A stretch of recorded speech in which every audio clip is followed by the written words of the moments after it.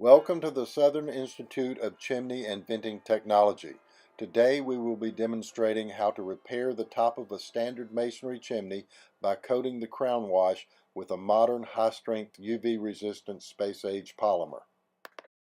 Where most of the work comes in, having to wire brush the top and take the moss and mold and mildew off as best you can. It'll take a little while. Of course, first you remove the rain cover and then you just go to work.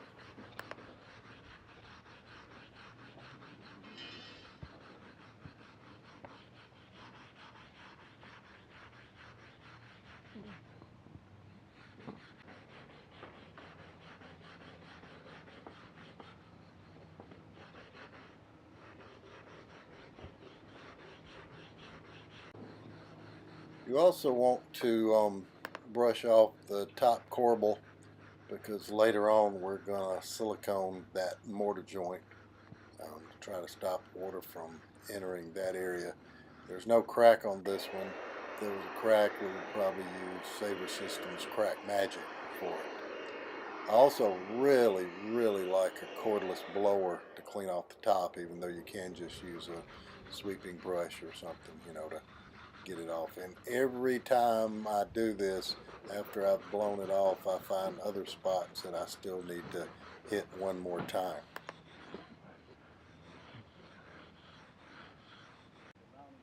I take clear silicone and fill any deep cracks because it'll make the final product a lot smoother and also saves you on mix.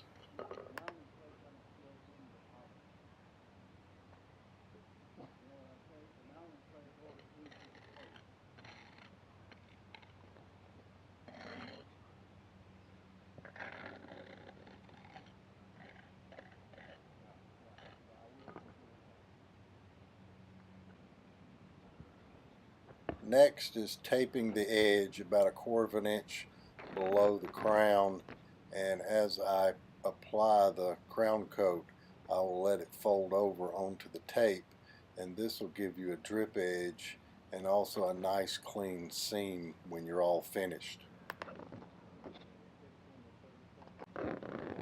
Don't pull the tape too tight, and make sure you put it on there really good. And when you get down to the end, one of the things I've learned about taping things is to actually fold your final tab, because it's a lot easier to pull the tape off if you have a little tab sticking out on it.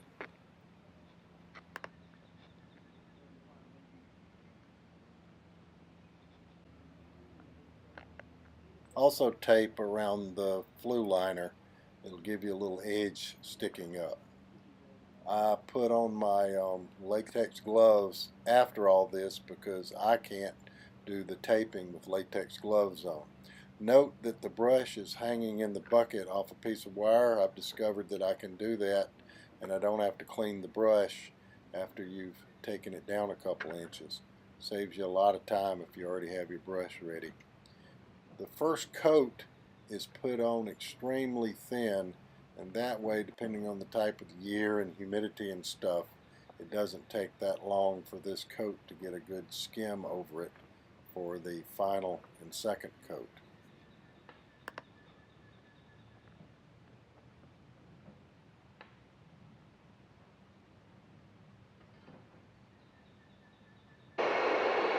Another good thing is my cordless blower. I use it to try to speed up the curing process of the first coat. Sometimes it works pretty good depending on humidity, and sometimes you still have to wait a little while. After you put the first coat on and you've got a nice skim over it, then you put on the second coat and it goes on pretty thick.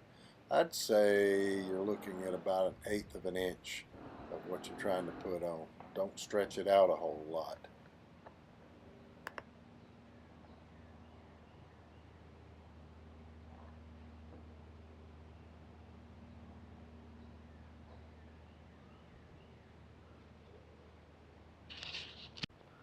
Once you've got it completely covered, it's time to take the tape off, which is always fun. And the back side takes a little bit of experience to figure out how to peel it down, and go to the other side and pull it down. and in a moment you'll see how I deal with all this tape.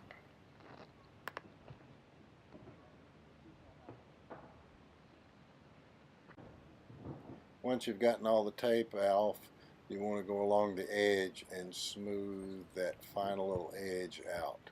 It makes it much nicer looking and also gives you the ability for the water to run off the edge instead of under it. And this is how you deal with all that tape and also your gloves. I just pull the glove over the tape and do it with the other one, and then dispose of that nice clean wad, as you'll see. I like to caulk the top corbel and smooth it out with my finger, either with a glove or not on, to just make sure water doesn't run in that area.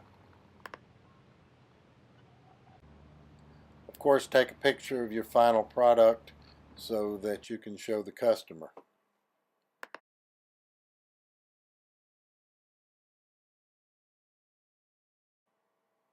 Of course, you should develop media to promote your product and your services to the best of your ability.